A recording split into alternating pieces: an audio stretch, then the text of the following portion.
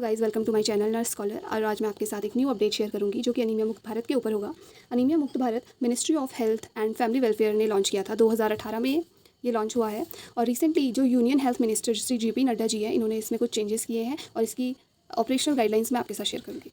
तो पहले जो ओल्ड वन मतलब जो पहले यूज़ करते थे अनीमिया मुक्त भारत, अब इसका नाम चेंज हो गया है। इसका नाम है अनीमिया मुक्त भारत अभियान। दूसरा जो इसमें बड़ा चेंज किया गया है वो है इसकी स्ट्रैटेजी।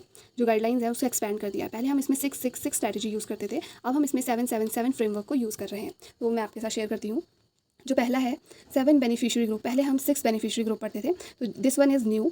0 to 6 मंथ का इन्फेंट को हमने इसमें ऐड कर दिया है। पहले ये 6 से 59 मंथ से स्टार्ट होता था, अब इसमें 0 to 6 मंथ का बच्चा आ गया है जो कि LPW है, यानी कि low birth weight baby. Low birth weight baby वो होता है जिसका वेट 2.5 ग्राम से किलोग्राम से कम होता है, तो उसे हम लो बर्थ वेट बेबी बोलते हैं। फिर दूसरा हमारे इसमें आता है 6 to 59 मंथ्स का बच्चा, यानी कि टॉडलर और यंग चिल्ड्रन। 5 to 9 ईयर्स जो स्कूल गोइंग चिल्ड्रन है। 10 to 19 years old adult girls and boys both.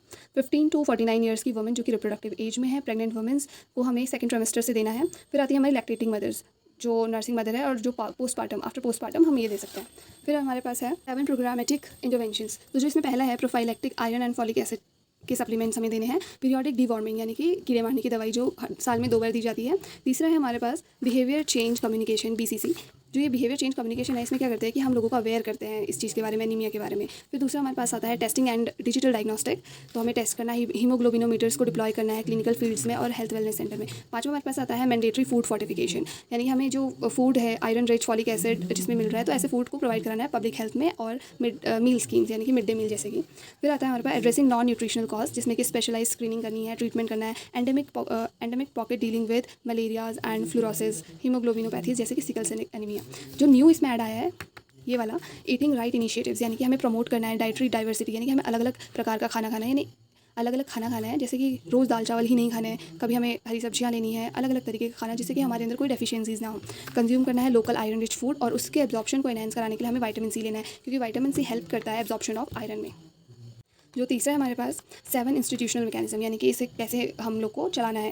तो सबसे पहले आता है हमारे पास नेशनल कोऑर्डिनेशन, फिर आता है हमारा स्टेट कोऑर्डिनेशन, फिर आता है हमारा district monitoring, capacity building, supply chain management, फिर आता है हमारे पास कन्वर्जेंस, और फिर 7th हमारे पास आता है डिजिटल मॉनिटरिंग एवैल्यूएशन। ये हमारे पास नया आया है, डिजिटल मॉनिटरिंग एंड एवैल्यूएशन, यानी कि हमें डिजिटली मॉनिटर करना है कि हमने जिन लोगों को ट्रीटमेंट दिया था वो लोग कितना रिकवर कर पाए हैं। तो इसे हमें ट्रैक करने के लिए हमने एक ऐप बनाया है, प्रेग्नेंट लेडीज़ के लिए जननी ऐप है, और जो चिल्ड्रन है उसके RBSK एंड यूविन करके ऐप बनाया है। जो हमारे पास चौथा आता है, इसमें पहले हम T3 स्ट्रेटजीज़ यूज़ करते थे ओल्ड वन, अब हम इसमें T4 स्ट्रेटजी यूज़ करते हैं। जो 3 पहले के T थे वो सेम है और नया T हमारा ट्रैक वाला जुड़ा है। पहले हम किसी भी पेशेंट है, जैसे कोई भी आ रहा है, तो हम पहले उसका टेस्ट करेंगे, फिर उसे हम ट्रीट करेंगे, यानी कि दवाइयाँ देंगे, फिर उससे हम बात करेंगे और लास्ट में उसे ट्रैक करेंगे, यानी कि फॉलोअप और मॉनिटरिंग करते रहेंगे। फिर आता है हमारे पास IFA supplementation, iron folic acid supplementation कैसे देनी है। जो प्रेग्नेंट वुमेन्स है उन्हें हमें 100 mg एलिमेंटल आयरन देना है और 500 mcg फॉलिक एसिड देना है 180 डेज तक, यानी कि सेकंड ट्राइमेस्टर से दे देंगे तो 180 डेज तक हमें ये देना है। फिर आता है पोस्टपार्टम, यानी कि आफ्टर द डिलीवरी का जो पीरियड होता है 6 वीक तक का, उसे हम पोस्टपार्टम बोलते हैं। तो पोस्टपार्टम में भी हमें 180 डेज तक उन्हें आयरन फॉलिक एसिड सप्लीमेंटेशन देना है।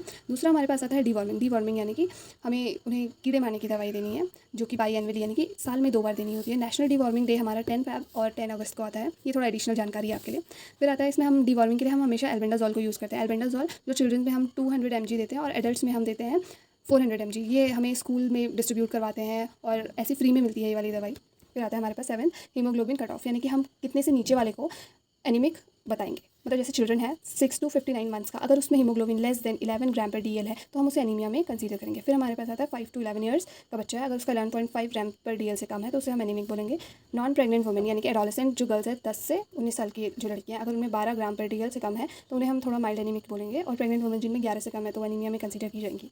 फिर आता है हमारे पास मैनेजमेंट ऑफ सीवियर एनीमिया। अगर किसी की ओरल थेरेपी इनइफेक्टिव है, यानी कि हमने किसी पेशेंट को जो कि एनीमिक है उसे आयरन और फॉलिक एसिड हमने दिया पर वो ट्रीट नहीं हो रहा है, तो हमें कौन सा यूज़ करना है, ferric carboxy maltose and iron sucrose देना है इन केसेस में जहाँ पे इनइफेक्टिव है ओरल आयरन की थेरेपी। फिर आता है हमारा आयरन रिच फूड, यानी कि अब हमें उन लोगों को आयरन रिच फूड लेने के लिए बोलना है, जैसे green leafy vegetable, pulses, soybean, jaggery, dates, liver fish.